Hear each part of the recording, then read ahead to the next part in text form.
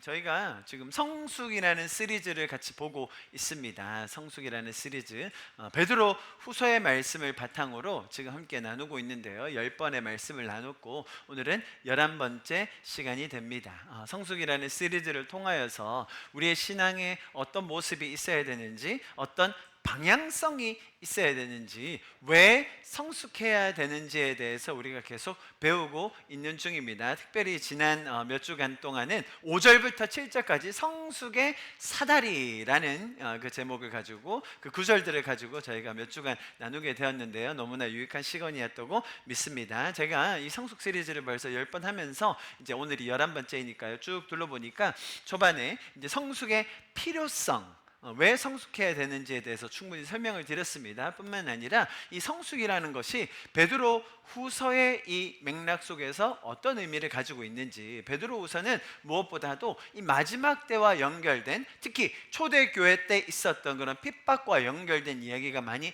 나옵니다. 이제 그런데 우리가 잘 아는 이제 그런 외부에서의 핍박도 있었지만 무엇보다 내부에서 생겨나는 거짓 교사에 대하여서 우리가 어떻게 대하여야 하는지에 대해서도 제가 초반에 충분히 설명을 드렸고요. 그리고 설명드렸듯이 지난 몇 주간은 5절부터 7절에 있는 믿음의 덕의 지식을, 이제 이렇게 얘기하는 성숙의 사다리를 가지고 제가 여러분에게 충분히 설명을 드렸습니다. 자, 그렇다면 이제 오늘부터는 이제 8절부터 11절까지를 보면 이 베드로후서 1장의 성숙이라는 이 한 단락이 마무리하게 되는데요. 오늘은 8절 말씀 이제 한 주에 한 절씩 보면서 이제 이 성숙이라는 것을 마무리함에 있어서 주님께서 우리에게 무엇을 말씀하시는지를 더 잘 배웠으면 좋겠습니다. 아멘. 오늘은 특별히 8절을 통하여서 성숙을 해야 되는 그 정확한 이유와 또 그렇게 하지 않았을 때에 어떤 현상이 나타나는지를 설명을 해주는데요. 오늘 이 말씀을 통하여서 하나님께서 우리의 삶을 향하여 가지신 그 하나님 아버지의 마음을 더 계시하여 주실 줄 믿습니다. 아멘. 아멘. 여러분, 오늘 말씀을 보면요, 하나님께서 성숙의 사다리를 통하여서 우리에게 너무너무나 가르쳐주고 싶으신 각 단계들이 있었다는 것을 배웠습니다. 자, 그런데 오늘 이 말씀을 자세히 보시면 성숙의 사다리 같은, 예를 들어 우리의 성숙의 방향성, 신앙의 방향성 없이 살 경우 어떻게 될 수밖에 없는지 하나님께서 정말로 막고 싶으셨던 삶이 있는 거예요. 이렇게 되면 안 되는데, 인생을 열심히 사는데 신앙생활 한다고 하는데, 사실 이 말씀은 신앙이 없는 분과는 다소 상관이 없을 수도 있습니다. 신앙생활을 한다고 하는데, 정말 주님 따른다고 하는데, 그런데 성숙함 없이 살 경우 어떤 방향으로 떨어지기 너무 쉬운지에 대해서 성경은 우리에게 설명해 주고 있는데요. 다시 말하면 이 성숙의 사다리를 우리의 삶의 기준으로 삼고 계속해서 앞으로 나아가지 않으면 어떤 삶이 너무나 쉽게 우리의 삶을 범습해 가는지, 그것을 우리가 보게 될 것입니다. 이 마지막 때에 우리에게 경고하고 있는 이 삶의 큰 두 가지 모습을 살펴보고, 또 본문이 우리에게 제시하여 주는 그것을 이기는 하나님의 지혜를 나누는 시간을 가지도록 하겠습니다. 자, 보십시오. 화면 보시면 두 가지가 딱 눈에 띄지 않습니까? 이런 것이 너에게 있어 흡족한즉 너희로 우리 주 예수 그리스도를 알기에 게으르지 않고 뭐라고요? 열매 없는 자가 되지 않게 하려고 이 성숙이라는 시리즈를 쭉 우리에게 설명해주고 계신다라는 것을 우리가 말씀에서 볼 수 있죠. 두 가지가 확 들어옵니다. 게으르고 열매 없는 자. 게으르고 열매 없는 자. 영어로는 더 확 와닿아요. Ineffective and unproductive. 정말 싫어하는 건데, 정말 효율성 없는 삶. 저 너무너무 싫어요. 효율성 없는 삶. 열매 없는 삶? 정말 열심히 살았는데 아무 열매 없다? 여러분 정말 비참하지 않겠어요?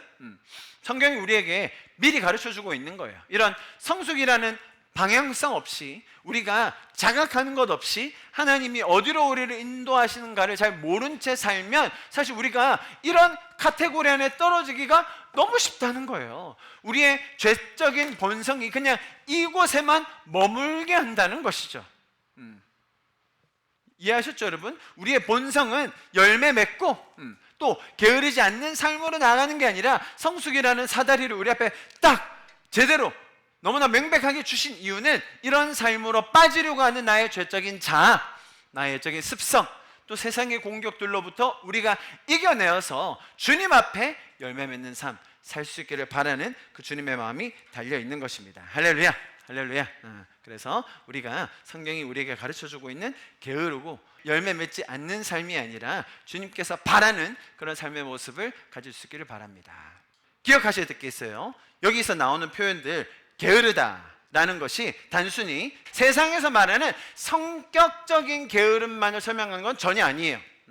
뿐만 아니라 열매 맺는다는 것이 열매를 맺고 열매를 맺지 않는다는 이 표현이 성경에서 얼마나 비중 있게 다루는지를 우리가 분명히 알아야 됩니다.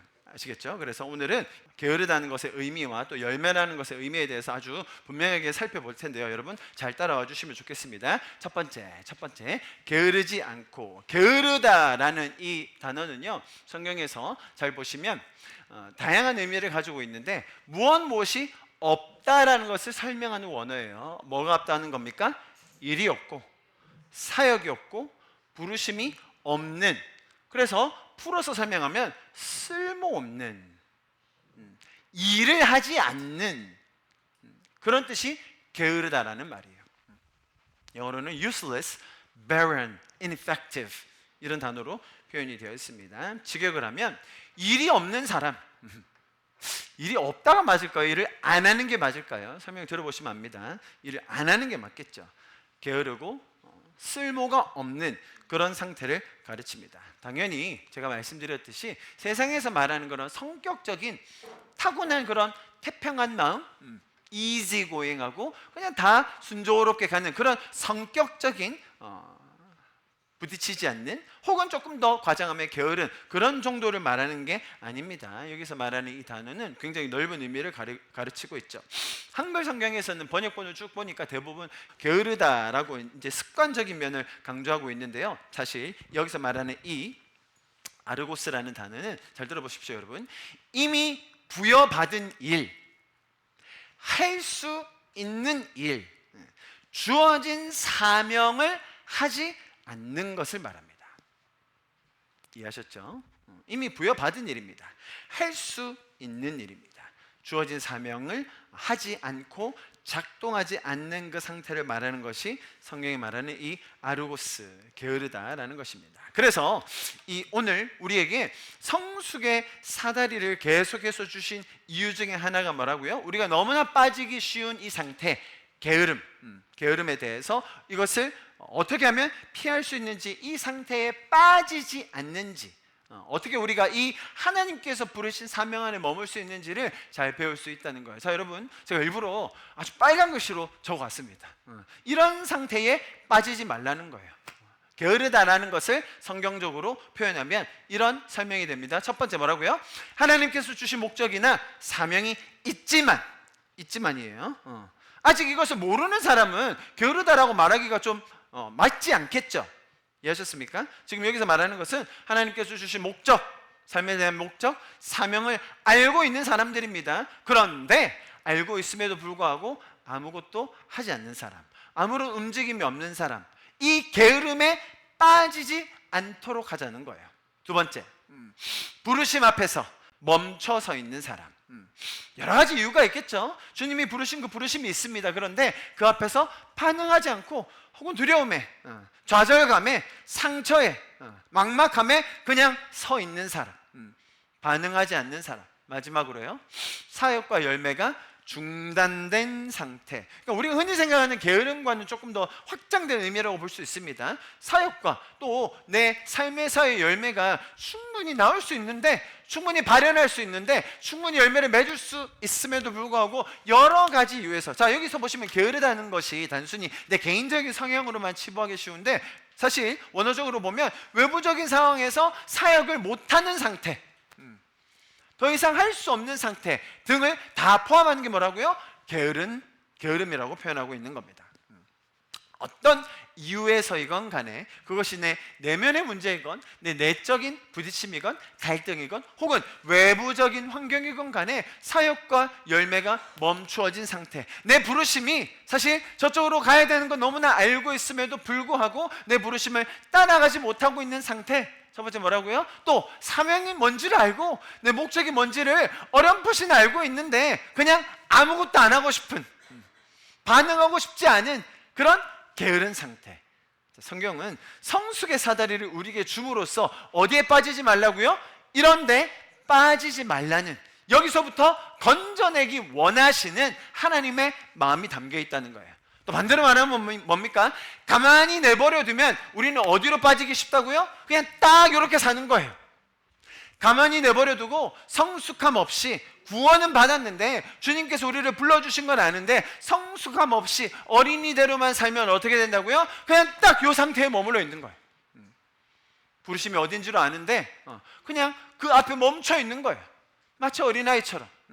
들어가면 되는데, 헤엄칠 수 있는데 그냥 마치 파도가 두려워서 그 물가에만 머물러 있는 그런 상태이죠. 들어갈 수 있다는 거예요.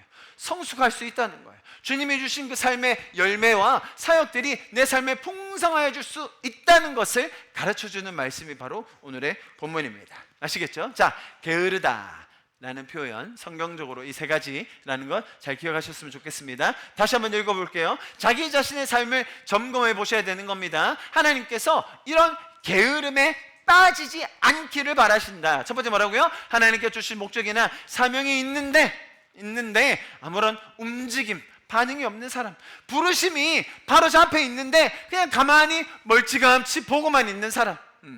사역과 열매가 어떤 이유에서건 간에 내 마음의 두려움이건 질병이건 외부적인 환경이건 어떤 이유이건 간에 멈춰 있는 사람, 답답함과 좌절됨과 죄책감 속에 갇혀 있는 사람.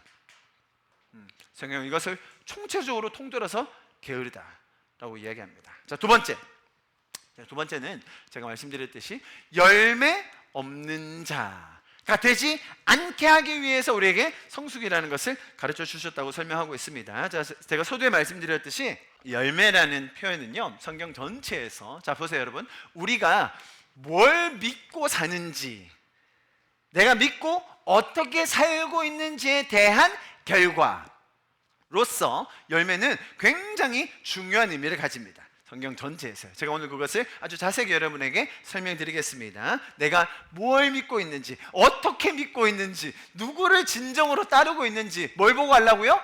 열매를 보고 알아라. 말 보고 알아라고요? 아니요, 열매 보고 알아라고요. 우리의 삶의 열매를 보면 그 사람이 정말로 무엇을 어떻게 왜 믿고 있는지가 분명하게 나온다는 것이죠. 자, 그래서 성경은 이 열매에 대한 네 가지 큰 범주를 우리에게 설명해 주고 있는데요, 이 네 가지를 잘 들어보시면 내 삶에 이런 열매가 있는 게 정상이구나, 이런 열매가 맺혀지는 게 당연한 거구나, 하나님께서 내가 성숙하게 하는 과정을 통하여 이런 열매들을 맺고 싶어 하시는구나, 하나님의 마음을 배우게 되는 거예요. 그런데 반대로 말하면 또 뭐라고요? 그냥 구원은 받았어요. 하나님께서 구원해 주셨습니다. 할렐루야. 은혜로 구원해 주신 겁니다. 그런데 그 성숙함으로 나아가지 않으면 이렇게 열매 없는 삶으로 끝날 수 있다니까요. 게으른 삶 자체로 끝날 수 있다니까요. 그러지 않게 하기 위해서 성숙하여라 라고 하나님께서 권면해 주시는 것입니다. 자, 성경이 말하는 네 가지 큰 열매의 의미를 먼저 배우고, 그렇다면 열매 맺지 않는 삶이 아니라 게으른 삶이 아닌 주님께서 원하는 삶으로 나아가기 위해서 무엇을 우리에게 권면해 주시는지를 마지막으로 보고 마무리하도록 합니다. 자, 열매라는 것의 성경의 큰 네 가지 의미, 첫 번째는 뭡니까? 구원의 열매입니다. 구원의 열매. 구원의 열매.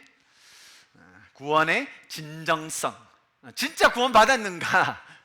구원을 받았는가에 대한 외적인 증거가 뭐라고요? 구원의 열매. 성경에서 말하는 열매라고 말할 때 네 가지 카테고리 안에 첫 번째는 뭐라고요? 구원의 열매. 자, 우리가 너무나 잘 아는 말씀입니다. 보십시오. 마태복음 말씀 같이 한번 큰 소리로 읽어봅니다. 시작.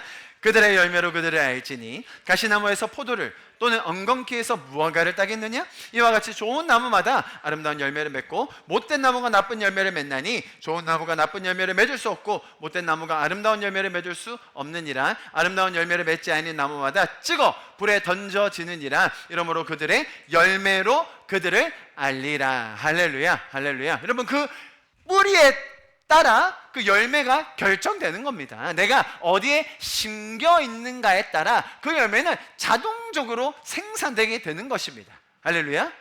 처음에는 잘 모를 수도 있죠. 열매가 익어가는 과정에서 겉모습만 보면 잘 모를 수도 있어요. 그러나 크고 자라서 그 열매가 뭔지를 보면 너무나 정확하게 알 수 있는 것이죠. 옛날에는 신생아들이 바뀌는 경우가 종종 있었습니다. 최근에도 막 그런 뉴스가 나오던데요. 실수로. 자, 그런데 나중에 보면 어떻게 돼요? 아니, 다빈이가 예를 들어 자랐는데 아무리 제가 제 딸입니다라고 주장해도 누가 믿겠어요? 아니, 저기 똑같이 생긴 사람이 있는데 뭔 소리냐고. 어디에서 났는지를 보면 바로 알 수 있는 거죠. 할렐루야. 저희 부모님이 옛날에는 운동회 하면 학교에 오고 그랬잖아요. 저희 어머니가 딱 들어오시면 원호 엄마 바로 그냥 아는 거예요. 원호 엄마. 얘기 안 해도 돼요. 제가 원호 엄마 얘기 안 해도 돼요. 얼굴이 이렇게 크고 저희가 좀 다 커요 다. 어디 뿌리에서 나왔느냐에 따라 열매가 정해진다라는 거예요. 자, 성경이 말하는 원리는 뭐냐면, 자, 여러분 보세요. 그러면 나는 잘못된 엉겅퀴, 가시나무, 그러면 어떻게 하지? 아니요. 하나님이 여러분을 뿌리째 세상에서, 잘 보세요, 뿌리째 뽑아서 주님의 은혜 안에 심으셨다는 거예요. 그 확신을 가지라는 거예요. 여러분, 나무가 스스로 막 뿌리를 뽑고 올라가지고 가서 심겨요? 아니요. 자, 보세요 여러분, 구원은 두 가지로 받는 거예요. 어떻게 해요? 첫 번째, 따라합니다. 하나님의 전적인 은혜. 구원받기 위해서 뭐 하신 거 있으세요? 구원받기 위해서 내가 용 쓴 거 있어요? 아닙니다. 두 번째, 하나님의 은혜와 두 번째, 예수 십자가 그리스도의 보혈의 공로. 좀 기네요. 예수 그리스도 십자가, 그 그리스도의 공로로 말미암아 우리는 구원받은 줄 믿습니다. 우리의 구원에 내가 하나도 보탠 게 없어요. 이 구원은 주님의 은혜입니다. 자, 그런데 보세요. 그렇게 심겨졌어요. 심겨지고 있는데 그것이 심겨졌는지 안 심겨졌는지를 어떻게 알 수 있다고요? 열매로 쉽게 한다니까요. 구원의 열매를 통해서 쉽게 합니다. 다음 구절을 보면 더 분명히 알 수 있습니다. 보십시오. 로마서 말씀인데요. 같이 읽습니다. 중요합니다. 읽어봅니다. 시작. 그러나 이제는 너희가 죄로부터 해방되고 하나님께 종이 되어 거룩함에 이르는 열매를 얻었으니 이 마지막은, 자, 여러분, 사실 구원이라고 얘기할 때 굉장히 중요한 이 척도 중에 하나가 이 거룩함에 대한 열정이에요. 거룩함에 대한 열망. 아주 쉽게 설명하면 여러분, 옛날에 없었던 양심의 가책들이 생겨요. 저한테 그런 질문 정말 많이 합니다. 목사님, 저는 구원받은지 모르겠어요. 저 구원받은 것 맞나요? 그렇게 물어보는 사람들은 대부분 구원을 받았어요, 여러분. 그게 걱정된다는 말은 대부분 구원을 받았다는 말이에요. 구원 안 받는 사람은 그게 걱정이 안 돼요. 왜? 의미가 없으니까요. 목사님, 제가 이렇게 살아도 구원 받은 걸까요? 이렇게 사는 제 자신을 보면 구원이 있는 걸까요? 그렇게 사는 네 자신이 한심해 보이는 게 구원받았다는 증거예요. 그렇게 사는 네가 죄를 짓고 있다는 게 자각이 되는 게 구원의 증거라니까요. 자, 이게 거룩에 대한 부담감, 거룩을 향한 열정, 전문적으로 말하면 성령의 조명하심, 성령께서 찌르시는 거예요. 영어로는 conviction이라고 해요. conviction, 죄를 깨닫게 해주시는 거. 죄가 깨달아진다. 여러분, 이것이 우리가 구원받았다는 구원의 열매, 삶의 외적으로 드러나는 표징, 구원의 진정성에 대한 확증이라는 거예요. 아시겠죠? 자, 이게 없는 삶을 살면 안 된다는 것입니다. 하나님적 양심의 가책이 회복됩니다. 우리 안에 거룩에 대한 부담감이, 나 거룩해야 되는데 누가 시켰어요? 거룩해야 되는데 나도 거룩해지고 싶은데, 여러분, 누가 줄 수 있는 게 아닙니다. 그게 내 안에 주님의 하나님의 은혜와 예수 그리스도 보혈의 공로로 내 안에 구원이 임했을 때 자연스럽게 나도 모르게 생겨지는 것. 단순히 여러분, 세상에서 죄 안 짓는 거는 왜 죄 안 짓죠? 벌 받지 않으려고. 훔치는 게 또 좋을 수도 있죠. 그러나 걸리면 어떡해? 우리나라에서는 휴대폰과 노트북과 태블릿이 안 훔쳐가잖아요. 뭐만 훔쳐가요? 자전거. 왜 자전거 훔쳐가죠? 안 걸리니까. 자전거는 위치 추적이 안 되니까. 자전거는 잘 잠궈 놔야 됩니다. 이해하시겠죠? 사람들은 벌 받지 않으려고 죄 짓지 않는 거예요. 그런데 그게 아니라 저와 여러분은 내 안에서부터 나오는 하나님적 양심. 세상에서도 여러분 법 없이도 잘 사람이다, 저 사람은 너무너무 선해가지고 그냥 법 없이도 잘 산다, 그런 사람들이 더러 있어요 여러분. 여러분, 저 어릴 때 그런 생각했어요. 이 사람은 진짜 착한데 법 없이도 살 사람인데, 그런 생각이 제 안에 교만하게 들더라고요. 전혀 아닌데. 그런 사람들이 간혹 있습니다. 주변을 둘러보면. 여러분, 착한 게 좋은 겁니까? 착한 게 맞는 겁니까? 착해서 모든 사람을 다 포용하는 게 진리입니까? 잘 생각하셔야 됩니다. 하나님적 양심이라는 거예요. 하나님적 양심이란 말은 죄를 보고 분노해야 되는 거예요. 죽음으로 달려가는 자들을 보면서 다 만사제치고 가서 구원해내는 거예요. 그게 주님 주신 양심이라는 거죠. 할렐루야. 세상이 말하는 착함과는 다른 겁니다, 여러분. 이해하시겠죠? 당연히 우리 안에 선함과 의의 행실 뒤에 나올 겁니다. 그러나 뿐만 아니라 주님이 주신 하나님적 양심, 거룩함을 향한 그 부담감, 죄를 우리에게 지적해 주는 그 성령님, 죄에 대한 자각, 이런 것들이 뭐라고요? 구원의 열매라는 거예요. 여러분, 구원의 열매들을 가지고 계십니까? 내가 죄 속에 있을 때 내 마음에 찔림이 있나요? 하나님적 양심으로 세상을 바라볼 때 뭔가 죄로 달려가는 세상을 보며 내 마음속에 하나님적 그 감정, 하나님의 분노가 일어나나요? 그게 구원의 증거라는 것입니다. 이런 것들이 나도 모르게 생겨서 내 삶의 기준이 됩니다, 여러분. 맞아, 하나님이 이걸 좋아하셔. 맞아, 하나님이 이걸 싫어하셔. 하나님이 바라는 세상이 이런 세상이지 라는 그 내 안에 나도 모르는 열정과 기준들이 생겨서 살아가는 것, 여러분, 그것이 구원의 열매입니다. 점점 더 선명한 가치관 속에서 살 수 있게 되는 것입니다. 자, 여러분, 문제는 뭐냐면 이러한 구원의 증거로서의 열매를 없애려는 사탄의 전략도 너무나 분명하다는 것입니다. 보세요, 여러분. 너무나 분명한 성령님의 조명하심, 그거 죄구나, 하나님적 양심을 통해서 이게 잘못된 것이구나, 이들을 구원해내야 되겠구나, 내가 구원 받았구나 라는 그런 확신이 들어야 당연한 것일진데, 하나님적 그 양심을 혼탁하게 만드는 것이 사탄의 전략입니다. 긴가민가 하는 것이죠. 아리까리하게 만드는 겁니다. 이거 순종하는 게 맞나? 꼭 그렇게만 해야 돼요? 그렇게 안 하고 이렇게 하는 것도 괜찮지 않나요? 주님이 그렇게 말씀하셨어도 예외도 있고 또 다르게 적용해도 되는 거 아닙니까? 그래서 맞는 것이 마치 아리까리한 것처럼, 틀린 것이 긴가민가하게 만드는 것, 여러분, 그게 처음부터 사탄의 전략이었다니까요. 하나님이 정말 그렇게 얘기하셨어? 아니, 하나님의 의도는 말이지, 그게 먹기도 좋고 맛있고 지혜롭게 보이지, 탐스러워 보이지, 먹어도 되는 거야 라는 그 뱀의 속삭임이 지금도 그대로 우리 마음을 혼미케 한다는 것입니다. 자, 여러분, 그런 때에 우리가 가진 하나님적 양심의 기준, 그 거룩함에 대한 부담감, 또 죄의 자책들이 혼미해질 때 우리에게 주시는 그 구원의 증거로서의 열매, 즉 거룩함과 성령님의 조명을 통한 찔림으로 더 깊게 나아갈 수 있기를 축복합니다. 여러분, 이렇게 하셔야 됩니다. 자, 예레미야 말씀, 잘 아는 말씀이지만 우리 큰 소리로 선포하며 읽습니다. 시작. 너는 내게 부르짖으라. 아멘, 아멘. 자, 여러분, 이 말씀의 포인트가 어디입니까? 현지야, 우리 교회 8년이나 되는데 이 네 구절 한 30번 정도 얘기했거든. 이 구절의 핵심되는 한 단어는 뭐예요? 빨리 얘기해. 그거 또 저럴 줄 알았어요. 자, 한 단어가 뭘까요? 여기서 제일 중요한 한 단어, 큰 소리로 네? 부르짖으라. 그러니까 부르짖으라의 그러면 반대말은 뭐죠? 속삭여라. 속삭이면 작고 평범한 거 준다. 부르짖으면 크고 이런 건가요?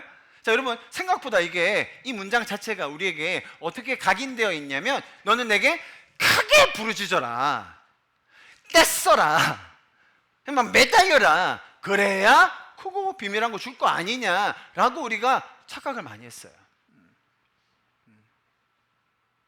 사실 이 구절의 맥락은 이방 신들에게 가서 부르짖는 사람들, 응답 없는 신들에게 가서 머리를 조아리는 자들, 아니 너희는 그런 신들에게 가지 말고 어떻게 하라고요? 너는 내게 부르짖으라요. Call to me and I will answer you. 저 너무 큰 소리를 하겠나요? Call to me, I will answer. 너는 내게 부르짖으라, 내가 내게 응답하겠고.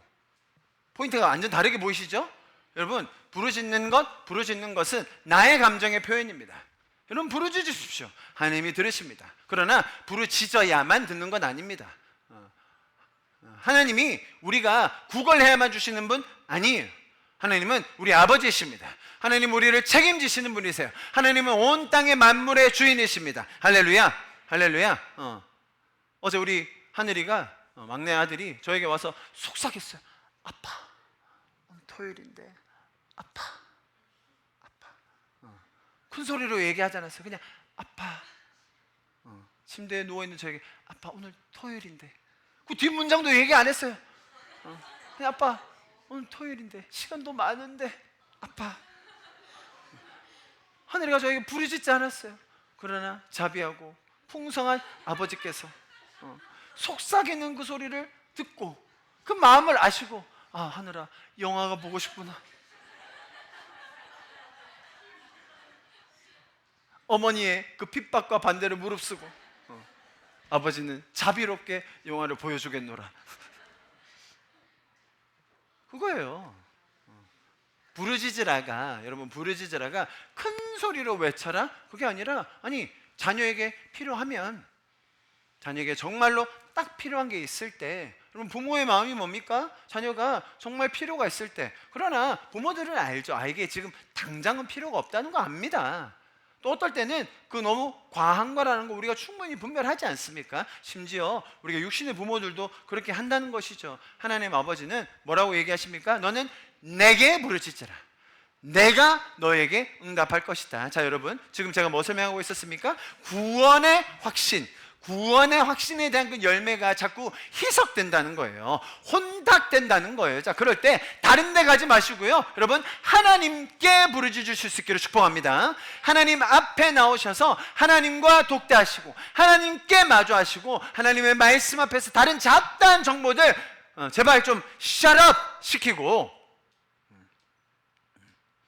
하나님의 말씀에 귀 기울여서 하나님의 말씀으로 내 구원의 확신이 다시 한번 회복될 수 있는 저 여러분 될 수 있기를 간절히 축복합니다. 자, 여러분, 우리가 성숙의 사다리를 보면서 이것들을 이미 다 다룬 거예요. 무슨 말이냐면 성숙의 사다리에서 지식이 있었죠. 지식, 그죠? 그리고 경건이 있었습니다. 자, 이런 지식과 경건의 삶을 통하여서 이 구원의 열매가 더 확고해지는 것입니다. 하나님을 아는 지식, 세상적인 지식 아니죠. 하나님과의 관계에서 오는 지식, 하나님 앞에 머무르는 그 경건의 삶을 통하여 우리에게 구원의 열매가 점점 더 확증되게 되는 것이죠. 자, 두 번째 열매입니다. 보십시오. 성품의 변화, 성령의 열매입니다. 갈라디아서 말씀 너무나 잘 아는 말씀이죠. 우리 큰 소리로 읽습니다. 오직 성령의 시작. 오직 성령의 열매는. 자, 여러분, 여기서 아주 재밌는 게 있는데요. 제가 아마 과거에도 설명드린 적이 있는데 잘 눈여겨보시면 우리는 오직 성령의 열매라고만 하니까 잘 와닿지가 않는데 영어에서 보면 아주 분명히 나와 있어요. But the fruit of the Spirit이에요. 그리고 비동사가 뭐죠? 비동사가 are예요? is예요? 자, is란 말은 여기 주어가 뭐란 말이죠? 단수예요? 복수예요? 어른들은 대답을 되게 잘하시네요. 문법 수업 우리 어린이들은 뭔 소리지? 문법을 안 했기 때문에 별로 상관없어요. 자, 뭐라고요? 이 fruit이 단수예요. 신기하죠, 여러분? 성령의 열매는 하나예요. 그런데 뭐라고 설명했어요? 여러 가지 적어놨어요. 문법적으로 틀린 건가요? 아니요, 주님의 의도가 있다는 거예요. 무슨 말이냐? 성령의 열매는 하나입니다. 뭐라고요? 사랑이에요.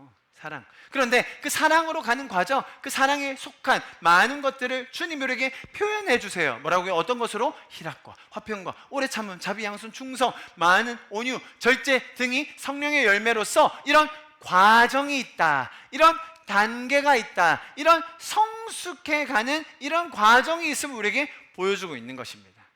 무슨 말입니까? 여러분, 우리가 삶에서 맺는 열매는 하나님을 닮아가는 성품, 성품의 변화가 성령의 내주하심을 통하여 내 삶에 맺어지는 것, 그것이 열매라는 것이죠. 첫 번째 뭐라고요? 구원의 열매. 그것을 혼탁하게 만들 때 어떻게 하라고요? 우리가 주님께서 주신 지식과 경건의 성숙의 사대리로 갈 때, 주님 앞에서 머물 때, 주님께 부르짖을 때 그것이 우리에게 더 확증된다고 말씀드린 거예요. 두 번째, 성령의 열매. 성령이 우리에게 내주하심으로 말미암아 이런 성령의 열매들, 성품에 관련된 열매들이 맺게 되어진다라는 것을 성경이 가르쳐주고 있는 것입니다. 그래서 열매라는 것은 다분히 우리에게 과정적인 것, 점점 더 진행되고 있는 것임을 설명해 주고 있는 것입니다. 만약에 사랑이다, 사랑이 이만큼 차야 성숙한 거다라고 얘기했다면 그냥 일정 게이지, 수준을 정해놓고 거기에 넘으면 통과, 떨어지면 탈락, 이렇게 설명했을 텐데요. 그게 아니라 다양한 것들을 통하여서 우리의 삶을 다시 한번 돌아보고, 내 삶이 지금 기쁨으로 가득 차고 있는지, 내 삶이 화평을 만들어내고 있는지, 오래 참음이 내 삶에 실천되고 있는지, 그런 것들을 내 스스로 또 공동체 안에서 서로가 점검하고 돌아볼 수 있도록 하는 것이 바로 이 성령의 열매라는 것이죠. 그죠? 그래서 완전히 다 이룬 상태 자체를 점검하기 위한 게 아니라 성숙해가는 과정을 뜻한다. 자, 여러분, 이 성령의 열매들을 쭉 보시면 어떤 것들이 여러분의 마음에 좀 와닿고 또 남으십니까? 세상은요, 이런 성경적인 성령의 열매, 우리가 성숙해가는 그 인격적인 과정 자체도 아까 설명드렸듯이 구원의 열매도 혼탁하게 하듯이 세상에서는 성령의 열매들도 계속해서 혼탁하게 만드는 것이 그들의 전략입니다. 자, 쭉 보다가요, 사랑, 희락, 기쁨, 화평히 하는 거, 오래 참은 거 할 수 있죠. 자비, 양선, 충성, 온유에서 항상 걸려요. 온유한 사람. 세상에서 말하는 온유한 사람이 누굽니까? 의림이 같은, 유린이 같은. 어떤 사람이 온유한 거죠, 여러분? 순진한 사람, 순둥한 사람, 순한 사람, 그죠? 순한 사람, 탈 없고 문제 안 일으키고, 조금 맹하면 좋겠고, 그죠? 떼방하면 안 됩니까? 그건 좀 너무 심하고. 근데 그런 사람을 순하다라고 하던데요, 세상에서는. 여러분, 세상에서 말하는 온유와 성경이 말하는 온유는 굉장히 다릅니다. 온유의 성경적인 뜻은요, 여러분 보세요, 굉장히 특이합니다. 약한 게 아니에요. 절제된 힘, 훈련된 힘, 복종된 힘이에요. 온유가 다 뭐예요? 힘이에요. 절제된 힘을 온유라고 하는 거예요. 훈련된 힘을 온유라고 하는 거예요. 그래서 옛날부터 이런 비유를 많이 들었었잖아요. 야생마가 있는데 막 거친 야생마, 힘이 넘쳐나고 막 자연 속에서 마음껏 뛰어다닐 수 있는 그런 대단한 야생마가 있는데 어떻게 됐다고요? 주인 손에 딱 붙들려 가지고 잘 훈련되어서 그 힘을 쓸 때 쓰고 멈춰야 될 때 멈추는 거, 그게 뭐라고요? 온유하다라는 거예요. 세상과 얼마나 다른지 아시겠습니까? 띨방하고 맹하고 순한 사람? 아니요, 그 사람 온유한 사람 아닙니다. 세상에서 말하는 착한 것과 하나님적 양심이 다르다고 설명드렸듯이, 여러분, 성경이 말하는 하나님의 성품, 우리가 점점 더 하나님의 성품을 닮아간다는 건 전혀 다른 의미입니다. 여러분, 하나님께서 우리에게 주신 열망이 있습니다. 아멘. 하나님께서 우리에게 주신 그 갈망들이 있어요. 아멘. 여러분, 사랑받고 싶은 갈망이 있는 거예요. 그게 가장 기본적인 것이죠. 사랑하고 싶은 갈망이 있는 겁니다. 없으십니까, 여러분? 여러분, 성공하고 싶은 갈망이 있으시죠? 이거 없으면 안 돼요, 여러분. 여러분, 성공하고 싶은 갈망을 가지실 수 있기를 축복합니다. 근데 그거를 세상은 잘못 해석해주고 왜곡되게 해석해주는데, 하나님 안에서의 성공이 뭔지, 하나님 안에서의 사랑과 희락과 화평이 뭔지, 하나님 안에서의 온유하다는 게 뭔지를 우리가 분명히 알아야 된다는 거예요. 할렐루야. 여러분, 어머님들, 아내들은 정말 생육하고 번성하고 자녀들을 잘 양육하여서 정말로 세상 천하보다 바꿀 수 없는, 천하보다 더 귀한 한 생명이 내 몸으로부터 나오는 기적, 그 아이를 잘 키워서 또 이 세상에 정말 예수 그리스도를 닮은 더 많은 아이들이 많아지기 원하는 그 갈망, 여러분, 어머님들 안에, 아내들 안에 분명히 있습니다. 할렐루야. 이거는 이제 이미 하신 분들 말고 젊은 친구들이 아멘하는 거예요. 할렐루야. 여러분 잘 들으세요. 이게 세상이 이걸 없앤다는 거예요. 마치 그게 온유한 건 줄 알고. 여러분 남자들은요, 아버님들은요, 남편들은요, 책임감을 지고 싶은 열망이 있어요. 할렐루야. 리드를 하고 싶은 열망이 있어요. 그래서 가장으로서 가정을 먹이고, 가장으로서 정말로 이 가정을 잘 책임지고 돌보고 공급하고 싶은 열망들이 있습니다. 그런데 세상은 그것들을 계속해서 혼란스럽게 만들어요. 저도 이게 무슨 뜻인지 몰라가지고 막 찾아봤어요. 초식남, 그리고 육식녀. 뭐 여기까지는 좀 이해되시죠? 남자인데 마치 초식 동물처럼 산다. 여자인데 마치 육식 동물처럼 한다. 뭐 이런 거예요. 근데 요즘에 뭐라 테토녀, 그리고 애견남 들어보셨어요? 테스토스테론이 남성 호르몬입니다. 남성 호르몬 가진 여성들을 테토녀, 그리고 에스트로겐이 여성 호르몬인데 애견남. 이렇게 자꾸 명칭들을 헷갈리게 만들어요. 여러분 이게 정체성을 혼란시키는 거예요. 이거 굉장히 악한 사회에 조장하는 방식이에요. 우리가 원래 가진 그 정체성, 원래 주님이 주신 그 열망, 원래 우리가 자라가야 되는 방향성들이 있음에도 불구하고 세상은 계속해서 그것을 망가뜨리려고 하는 거예요. 여러분 성경은 우리에게 분명하게 열매들을 보여주고 계십니다. 어떤 열매요? 구원의 열매. 할렐루야. 내 안에 있는 그 거룩함을 향한 열망, 그 부담감, 성령님이 우리에게 조명해 주시는 그 찔림 뿐만 아니라 하나님적 양심, 그게 구원의 열매예요. 두 번째 열매는 뭐라고요? 성령의 열매. 성령이 내주하셔서 내 인격이 변화되는 이런 너무나 주님께서 자세하게 설명해 주신 사랑으로 가는 그 과정들. 그런데 그 과정 속에서 사람들은 온유한 거 그런 거 아닌 거야, 너희가 가진 책임감 그런 거 아닌 거야 라고 계속해서 혼란을 주게 만든다는 것입니다. 뭐가 뭔지도 모를 정도로 무슨 말인지 헷갈리게 계속해서 혼탁하게 만드는 것이 세상입니다만, 우리는 주님 주신 거룩한 열망을, 그죠? 거룩한 열망, 주님이 이미 우리에게 주신 그 열망들을 성품으로 드러낼 수 있는 그 열매를 주님 안에서 맺게 될 것입니다. 여러분 마찬가지로 성숙의 사다리에서 우리가 절제를 배웠습니다. 기억나시죠? 인내에 대해서 배웠습니다. 절제가 더 종합된 것이 인내라고 설명드렸어요. 자, 여러분 절제와 인내 등을 통하여서 우리는 이렇게 성품의 열매들을 하나씩 맺어갈 수 있다는 것을 우리가 알 수 있는 겁니다. 자, 다음 세 번째 열매의 카테고리를 봅니다. 세 번째, 사역, 행동의 결과로서의 열매입니다. 성경 구절을 제가 쭉 보여드리면서 어떤 열매들이 우리의 삶에 맺히는 것들이 당연한 것이고 또 주님이 원하시는 것인지를 살펴봅니다. 먼저 히브리서 말씀입니다. 같이 한번 읽습니다. 큰 소리로요. 시작. 그러므로 우리는 예수로 말미암아 항상 찬송의 제사를 하나님께 드리자. 이는 그 이름을 증언하는 입술의 열매니라. 어떤 열매를 설명하고 있습니까? 입술로 뭐 한다고요? 먼저 찬송의 제사를 드리고 또 뭐 한다고요? 그 이름을 증언하는 입술. 할렐루야. 우리의 삶에 어떤 열매가 우리 입술에서 드러납니까? 하나님을 찬양하는 것, 예배하는 것 뿐만 아니라 그 이름을 증언하는 것, 이것들이 우리의 삶에 주어지는 그 사역과 행동으로서의 열매라는 것이죠. 첫 번째입니다. 우리 입술로 증언하는 것, 우리 입술로 찬양하고 예배하는 것. 두 번째, 골로새서 말씀 같이 읽습니다. 시작. 주께 합당하게 행하여 범사에 기쁘시게 하고 모든 선한 일에 열매를 맺으며 하나님을 아는 것에 자라나게 하시고. 할렐루야. 선한 일을, 하나님 안에서 그 선한 일을 더 하기를 원하고 그것이 더 갈망되고 또 그것이 열매로 드러나는 삶, 그것이 주님께서 우리에게 주기 원하시는 그 열매입니다. 또 마지막입니다. 빌립보서 말씀 큰 소리로 읽어요. 시작. 예수 그리스도로 말미암아 의의 열매가 가득하여 하나님의 영광과 찬송이 되기를 원하노라. 예, 여러분 하나님께서 우리에게 바라시는 그 의로움을 우리의 삶에 드러냄으로써 사역과 행동 속에서 주님이 우리의 삶에 맺기 원하시는 그런 열매들이 있다는 것입니다. 내 입술로 먼저 찬양하며 그 이름을 증언하고 뿐만 아니라 의로운 행실, 선한 일들을 통하여 내 삶에 그런 열매들이 맺혀지는 것, 그것이 열매 맺는 삶이라는 것을 우리에게 가르쳐주고 있습니다. 성숙의 사다리에서 제가 설명해드렸던 형제 우애 기억나시죠? 마지막으로 사랑, 필라델피아와 아가페에 대해서 제가 설명드렸습니다. 형제 우애, 사랑, 이제 이런 것들을 통하여 우리의 삶의 행동과 사역으로서의 열매가 맺혀진다는 것이죠. 자, 마지막입니다. 네 번째 카테고리. 마지막 네 번째 카테고리, 그것은 생명의 열매입니다.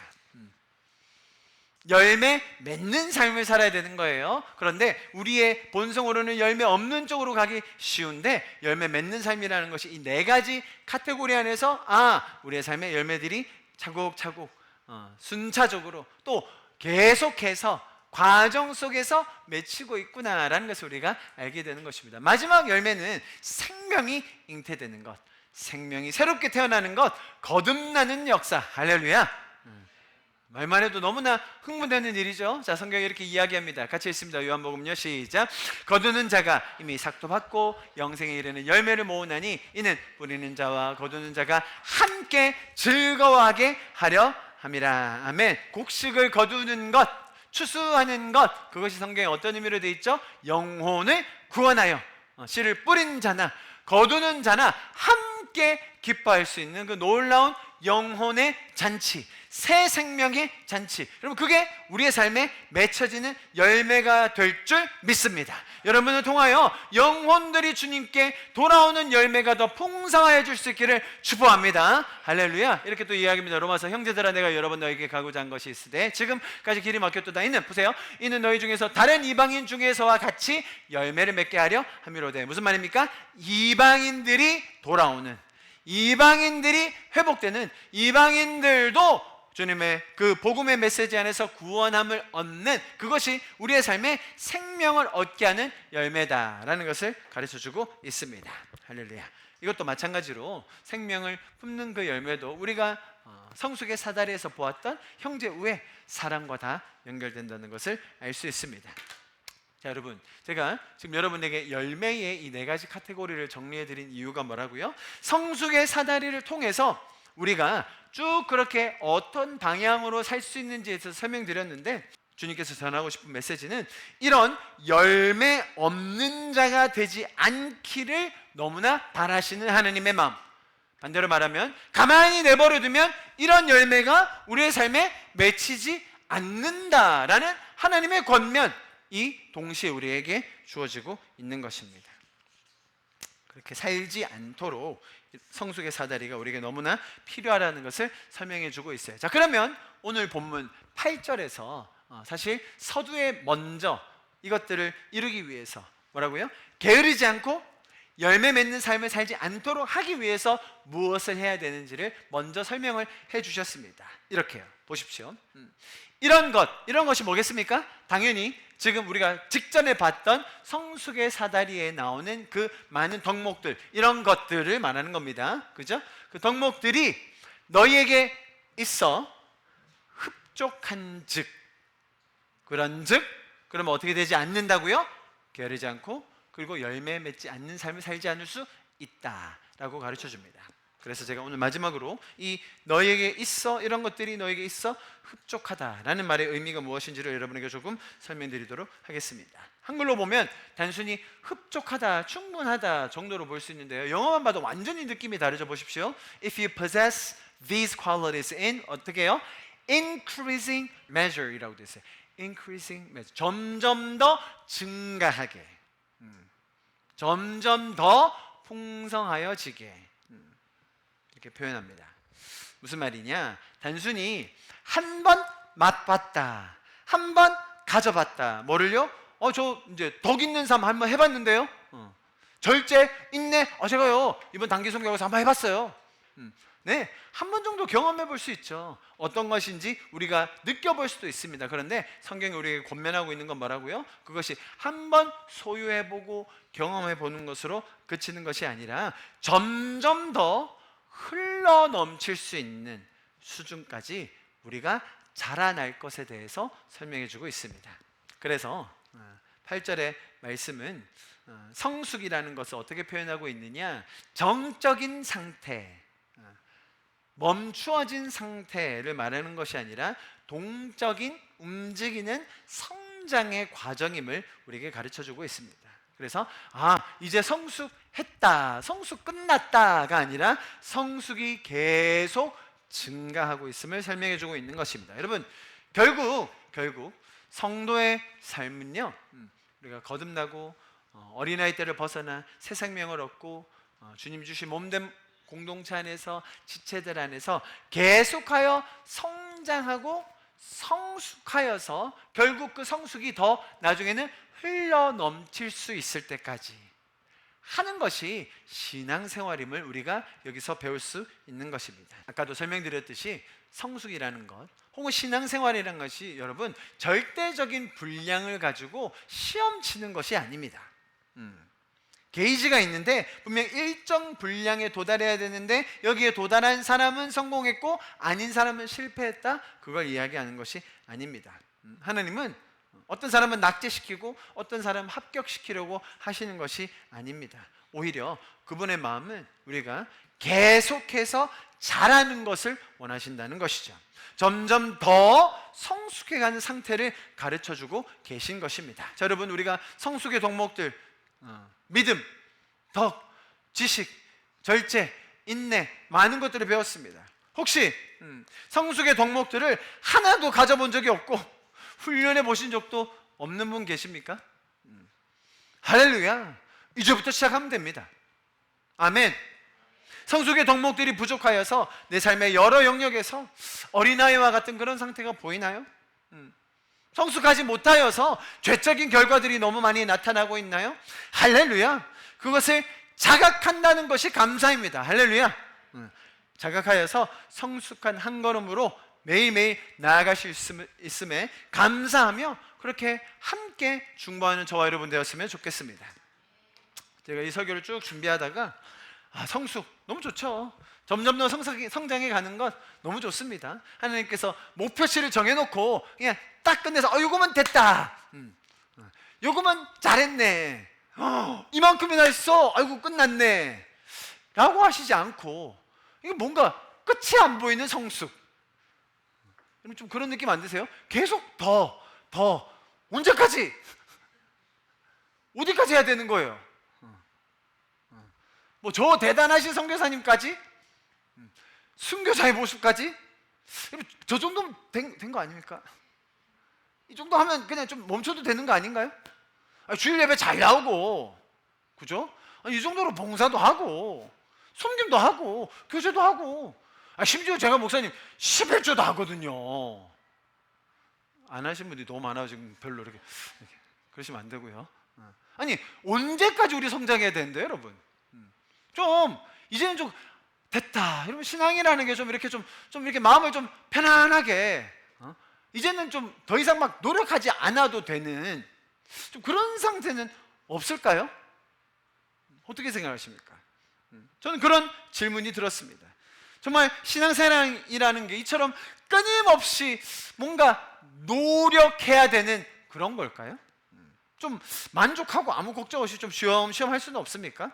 때로는 좀 이렇게 편안하게 이렇게 넷플릭스 이렇게 보듯이 방청하듯이 좀 앉아가지고 좀 이렇게 좀 편안하게 아주 이렇게 신앙생활 하면 안 됩니까, 여러분? 내가 할 것도 좀 누리고 내 기준대로 좀 살고 내가 편한 대로 좀 해석하면서 그렇게 살아도 신앙생활 할 수 있는 건 아닐까요?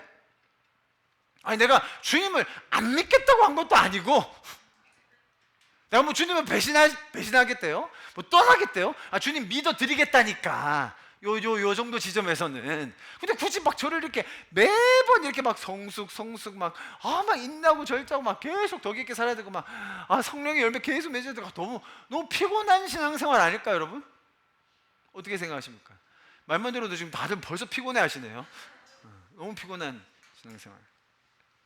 두 가지가 있는데요 여러분, 두 가지. 첫 번째로는 세상이 우리가 그렇게 편안하게 신앙생활만 그냥 마치 방청하듯이 방관하듯이 나만 즐기러 가는 그런 신앙생활을 그냥 두지는 않아요. 세상이 그냥 두질 않습니다. 그렇게 머물러 있을 때 타락하지 않는다? 그러기 불가능합니다. 불가능해요. 제가 The Counter Attack 시리즈에서 굉장히 많이 설명드렸습니다. 그렇죠? 그리고 간과하지 말아야 될 게 뭐냐면 내 안에 있는 죄성이에요. 내 안에 있는 죄성. 여러분 죄라는 것이 그냥 밖에서 주어지는 것만이라고 생각하시면 안 됩니다. 죄라는 것이 내 안에 있는 것만이라고 생각하시면 안 됩니다. 죄라는 것은 뭐예요? 이 두 개의 합작이에요. 외부에서의 미혹, 유혹, 공격, 핍박과 내 안에 있는 죄성, 나약함, 무지함, 이 결합될 때 죄가 잉태되는 거죠. 여러분, 그래서 이 두 가지가 나를 그냥 가만히 있을 때 좀 열심히 안 하고 그냥 좀 쉬엄쉬엄 하고 싶을 때 그때가 너무너무 좋은 때인 거야. 너무너무 좋은 때인 거야. 여러분, 그 초식동물들이 크게 이동할 때가 있어요. 막 무리들이 엄청나게 움직입니다. 그럼 그럴 때요, 조금만 한눈 파면요 바로 옆으로 떨어져요. 막 그 동물들이 이동할 때 최선을 다해서 뛰어야 돼요. 그래야 그 맹수들의 그 강 건널 때 악어들이 기다리고 있죠. 골목골목마다 사자들 기다리고 있죠. 왜냐면 막 부패가 지나가죠. 부패가 막 지나가는데, 근데 초식동물들이 약한 동물들이 아니에요. 작은 동물들이 아닙니다. 어마어마한 속도로 막 달려가기 때문에 큰 애들을 막 함부로 잡을 수는 없습니다. 그런데 꼭 그런 애들이 있어. 가다가 이렇게 왜 이렇게 다들 열심히 뛰어? 좀 쉬다 가자. 좀 이렇게 좀 나도 좀 배려해줘. 잠깐 쉬면 어떻게 돼요? 육식동물들이 그거를 바로 잡아요. 이야, 너무너무 신기해요. 우는 사자처럼 바로 잡아버려요. 여러분, 같이 뛸 때 같이 뛰는 게 맞아요. 내가 혼자 방관한다, 방청한다, 그러지 마십시오. 나의 죄성, 외부의 유혹과 미혹이 합작으로 일어날 때 이 죄가 잉태됩니다. 여러분, 그것을 우리가 기억해야 됩니다. 제가 이 질문을 드렸죠. 성숙 막 계속 막 더 끝없이 가야 되는데요. 자, 여러분, 제가 이거 좀 비밀인데, 그죠? 비밀. 아주 신박한 거 하나 가르쳐드릴게요. 신박한 거. 이렇게 막 더 막 성숙을 위해서 막 더 막 맨날 고민하고 막 그렇게 갈등하고 막 그러지 않아도 되는 아주 신박한 방도가 있는데 가르쳐드릴까요? 가르쳐드릴까요? 관심 없으면 그냥 안 해도 돼요. 맨날 성숙해야 되고 막 이런 거를 막 그렇게 엄청 고민하지 않아도 되는 아주 신박한 방법. 보세요. 성숙이 점점 더 이렇게 과정이라고 했잖아요. 과정이 되어서 결국은 정말로 많은 사람들 속에서 우리의 성숙함이 더 자라게 되고 더 풍성해질 겁니다. 자, 나중에 어떻게 된다고? 이게 흘러넘치게 돼요. 흘러넘쳐가지고 우리의 구원의 열매가 또 내 안에 성령의 그 열매, 성품의 열매, 그죠? 뿐만 아니라 내 삶과 사역에서의 그 증거로서의 열매, 마지막으로 새 생명의 열매들이 막 넘쳐나가지고 더 넘쳐서 그 성숙함의 열매들이 넘쳐가지고 사람들에게 영향을 주고 의미 있는 삶이 되고 게으르지 않고 열매 맺는 삶이 된다는 거예요. 자, 보세요, 여러분. 자, 근데 우리가 거기로 갈 거예요. 풍성하게 흘러넘치는 때까지 갑니다. 자, 그런데 자, 여러분, 흘러넘칠 때까지 기다리지 마시고 언제 흘러넘쳐? 막 더 해가지고 막 저렇게 언제 흘러넘치는 때까지 기다리지 마시고 그 전에 인생을 걸어보는 거예요. 네, 전부를 배팅해 보는 거예요. 세속적인 의미, 배팅. 코인에 배팅 하지 마시고 주님께 배팅하는 거예요. 뭘 배팅합니까? 뭘 걸어야 됩니까? 잘 들으세요, 여러분. 과거와 현재와 미래의 삶을 거는 거예요. 과거, 현재, 미래에 있는 나의 감정을 주님께 다 맡기는 거예요. 다시요. 과거, 현재, 미래에 내 감정을 주님께 맡기는 거예요. 과거, 현재, 미래에 있는 나의 현실을 주님께 다 의탁하는 거예요. 미리. 과거, 현재, 미래에 있는 나의 상처를 주님께 다 아뢰는 거예요. 먼저. 과거, 현재, 미래에 있는 나의 커리어, 계획, 관계, 재정 등을 모두 주님께 올려드리는 거예요. 과거, 현재, 미래에 있는 주님의 약속을, 어떤 약속이요? 내가 너희로 열매 맺게 하고 싶고 게으르지 않게 살고 싶게 하는 그 주님의 약속을 지금부터 믿고 사는 거예요. 미리.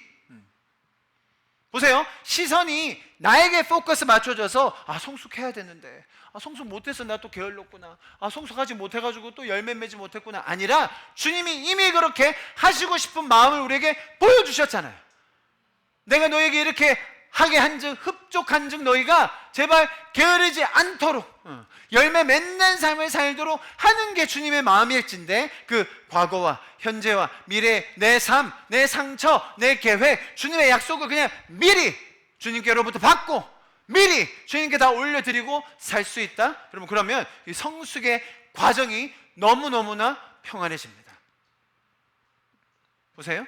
내가 하려고 애썼던, 용 썼던 그런 성숙이 아니라 이제는 주님께 완전히 올려드린, 주님께 내 삶을 완전히 다 세상적인 표현으로 배팅해버리는, 주님을 위해 살아보기로 작정하는, 하나님 나라를 위해서 살겠다고 하는 그것, 그것이 너무나 우리에게 중요한 것임을 가르쳐주고 있습니다. 사실은 주님께서 먼저 우리에게 그렇게 하셨습니다. 나를 위해 온전히 전부 다 피 한 방울 남김없이 희생하셨습니다. 그리고 가장 높은 보좌 우편에 지금 앉아 계십니다. 여러분, 이것이 비유적이거나 상징적인 것이 아님을 꼭 기억하십시오. 사탄의 전략은 분명합니다. 그런 하나님을 따라가고 하나님께 온전히 맡기는 그런 신뢰를 하기 전까지 수많은 갈등을 하게 만들 것입니다. 아, 맞습니다, 주님. 그거 맞는데요. 이것만 해결되면요. 와, 주님, 그렇게 살면 참 성숙하고 열매 맺고 게으르지 않고 좋겠네요. 그런데 주님, 요 일은 제가 처리하고 해야 되거든요. 이 산만 넘으면 되거든요. 이것만 성취하면 제가 분명히 할 수 있걸랑요. 그거 다 이루면 어떻게 되는 줄 아세요? 해결되면 뭐합니까? 정말 감사함으로 신실함으로 은혜가 넘쳐서 그렇게 주님을 따릅니까? 우리의 신앙의 선배들이 다 고백하는 바, 그러면 더 탕진하고요, 더 방탕해지고요, 은혜를 망각하게 되는 게 죄인의 본성입니다. 그래서 사탄은 이런 주님과의 진실한 관계와 그분의 약속을 붙들고 정말 넘치는 삶을 살 수 있는 그 타이밍을 계속 늦춘다는 거예요. 내년부터 하지 마. 요것만 이루고 나면 하지 마. 성숙, 아야, 너 구원은 받았잖아. 됐어. 그냥 그 다음부터 요거 먼저 하고, 요거 이루어지고 나면 해결되면, 그런 사탄의 거짓말에 속지 마시기를 축복합니다. 주님께서는 심지어 오늘 이 시간부터 우리가 성숙이 넘칠 수 있는 삶으로 초대해 주고 계신 거예요. 할렐루야. 이것이 너에게 흡족한즉, 여러분 보세요. 여러분, 하나님이 거짓말로 낚시 걸려고 흡족해봐, 그러면 괜찮을걸? 그 말 하시는 거예요? 아니요. 이미 흡족하게 해주고 싶은 주님의 마음이 막 넘쳐요. 근데 우리는 자꾸 어디로 간다고요? 게으르려 가고, 내 부르심 앞에 그냥 가만히 서 있으려고 하고, 내 삶의 목적과 방향성이 분명함에도 반응하지 않고 아무것도 하지 않고, 주님이 맺게 해주실 수 있는 열매가 있음에도 불구하고 그냥 가만히 있는, 열매 맺지 못하고 있는 삶으로 그냥 그 자리에 머물 수밖에 없게 만든다는 것입니다. 그게 아니라 주님은 지금부터, 오늘 이 시간부터 주님이 이미 약속하여 놓으신 그 흡족한, 넘치게 하는 그 삶으로 우리를 초대해주고 계신 것입니다. 할렐루야, 할렐루야. 그래서 요한복음 말씀에 이렇게 우리에게 이야기하고 있습니다. 보십시오. 내 안에 거하라, 나도 너희 안에 거하리라. 가지가 포도나무에 붙어 있지 않으면 스스로 열매를 맺을 수 없음같이 너희도 내 안에 있지 않으면 그러하리라. 나는 포도나무에, 너희는 가지라. 그가 내 안에, 내가 그 안에 거하면 사람이 열매를 많이 맺나니 나를 떠나서는 너희가 아무것도 할 수 없습니다. 아멘, 아멘. 우리가 하나님 안에 더 잘 붙어서 그 안에 머물므로써 주님이 우리에게 주기 원하시는 흡족한 삶, 열매 맺는 삶, 흘러넘치는 성숙의 삶으로 우리가 함께 나아갈 수 있기를 간절히 기도합니다. 소망합니다. 우리 좀 자리에서 일어나서 같이 찬양하고 예배를 마무리하면 좋겠습니다.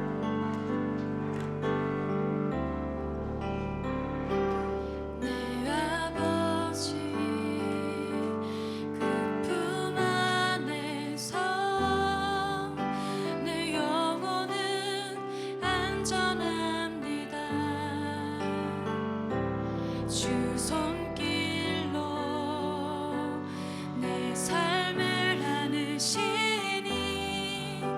그 평강이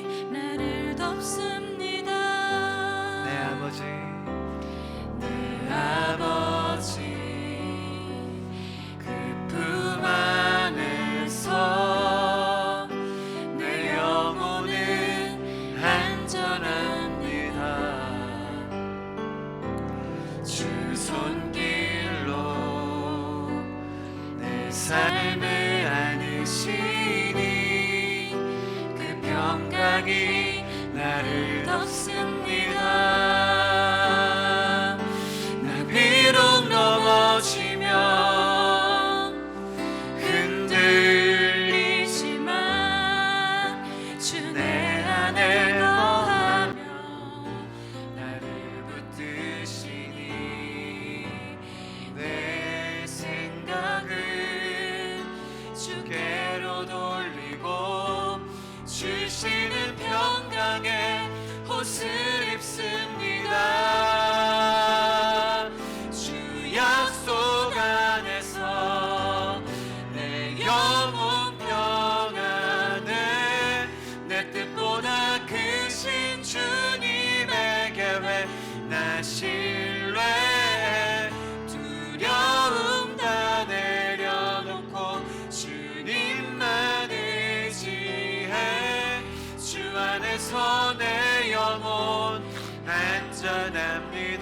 나 비록 넘어지며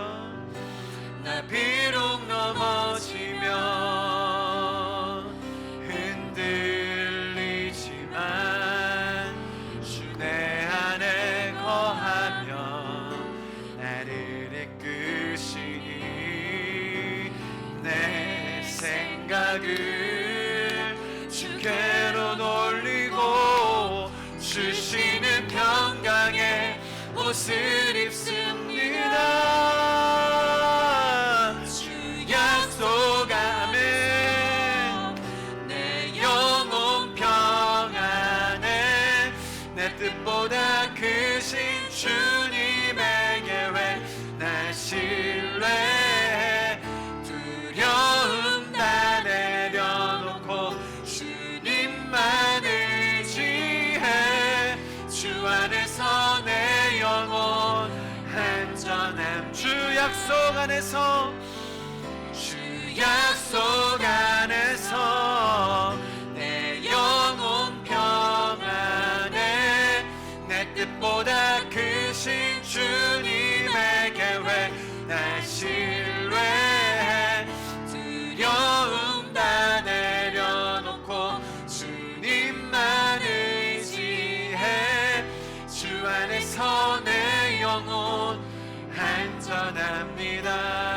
우리 시간 좀 같이 기도합시다. 하나님, 나의 영혼이 주님 안에 거하며 열매 맺고 주님 안에 거할 때에 정말 게으르지 않고 내 사명 안에서 주저하지 않고 부르심 앞에서 좌절하지 않고 정말 주님과 함께 나가는 여정, 정말 그 성숙이 풍성하여서 흘러넘치는 그 여정으로 살게 하여 주시옵소서. 하나님, 내가 주님 안에 정말 딱 붙어서 주님을 바라보며 나아가는 제가 되기를 간절히 소망합니다. 주님, 나의 삶을 주님 앞에 그렇게 온전히 의뢰하오니 의탁하오니 주님께 맡겨드려오니 나의 과거와 현재와 미래를 주님 앞에 다시 한번 올려드리오니 주님 그렇게 받아주시고 내 삶을 주님의 것으로 인도하여 주시옵소서라고 우리의 삶을 주님 앞에 올려드리며 이 시간 좀 마지막으로 기도하고 예배를 마무리하면 좋겠습니다. 함께 기도하십시다. 사랑하시는 주님 감사합니다. 주님, 우리를 지금까지 이렇게 인도하여 주신 제가 여러분에게 단순히 방관하는 신앙, 방청하는 신앙이 아니라 우리가 계속해서 성숙해야 한다는 성경의 말씀을 드렸습니다. 사실 어떨 때는 피로감도 있죠. 어떨 때는 부담도 있습니다. 어떨 때는 좀 빠져나가고 싶은 마음도 있습니다. 정말. 그러나 이 세상의 혼탁함과 미혹, 또 내 안에 있는 죄성의 것을 그대로 두지 않는다고 설명드렸습니다. 그럴 때 우리가 주님 앞에 온전히 걸 수 있는 그 새로운 주님의 지혜를 제가 설명드렸는데요. 여러분 잘 들으십시오. 제대로 걸려면요, 내 인생을 정말 주님 앞에 온전히 드리려고 하면요, 그것이 심겨질 토양이 있어야 돼요. 나 혼자 독불장군처럼 주님께 건다? 그런 사람이 종종 있습니다. 그런데요, 열매가 잘 안 생겨요. 몸이 있어야 됩니다. 공동체가 있어야 돼요. 여러분, 주님께 우리 좀 그렇게 마지막으로 기도합시다. 주님, 내가 주님 이 공동체 안에서 주님 주신 그 거룩한 성숙을 향한 그 열정이, 그 흘러넘침이 이제 열매 맺게 하여 주시옵소서. 주님, 주님께서 보내주신 이 공동체 안에서 정말 저도 건강하게 성숙하게 열매 맺으며 살아가는 저의 삶이 되게 하여 주시옵소서. 정말 주님이 공동체를 다시 한번 축복하여 주시고 하나님께서 정말 주신 그 하나님의 마음과 하나님의 심정을 가지고 정말 주님의 나라를 함께 섬기는 제가 되게 하여 주시옵소서. 주님께서 붙어있으라고 하셨사온데 주님 단순히 잠깐 붙어있고 그 진행만 잠깐 먹고 떨어지는 것이 아니라 정말 1년, 2년 아니 제 평생 동안 주님께서 주신 그 열매를 풍성하게 맺고 또 나눌 수 있는 이 공동체, 또 저의 삶, 우리의 가정이 되게 하여 주시옵소서. 우리 그렇게 다같이 한번 주님의 이름 부르짖고 내 자신을, 우리의 가정을, 이 공동체를 주님 앞에 올려드리며 마지막으로 기도하며 예배를 마무리하면 좋겠습니다. 함께 기도하시겠습니다. 주님, 다시 한번 나의 삶을, 우리의 가정을, 이 공동체를 주님 앞에 올려드립니다. 예, 주님, 우리가 주님께 살아계신 하나님 감사합니다. 이 시간 제가 주님 주신 권위로 선포합니다. 이곳에 계신 한 분 한 분 주님 부르신 그 부르심 앞에 믿음으로 반응하는 삶을 살게 될 것입니다. 게으르거나 열매 없는 삶이 아니라 풍성함 속에서 흘러넘치는 삶을 살게 될 것입니다. 아멘. 주님 감사합니다. 주님, 저희가 더 이상 방관하거나 방청하는 신앙이 아니라 이제는 지체됨 안에서 몸된 공동체 안에서 하나님을 바라보며 나가는 우리가 되게 하여 주시옵소서. 이제는 우리 주 예수 그리스도의 은혜와 하나님 아버지의 그 놀라우신 사랑하심과 성령님의 역사하심이 지금 이 자리에 모여서 그 넘치는 성숙 속에 주님과 함께 열매 맺기 원하는 우리 사랑하는 성도들 한 분 한 분 머리 위에, 가정 위에, 자녀들 위에, 직장과 삶의 터전, 학업 위에 지금부터 영원토록 함께 하시기를 간절히 축원하며 기도합나이다. 아멘.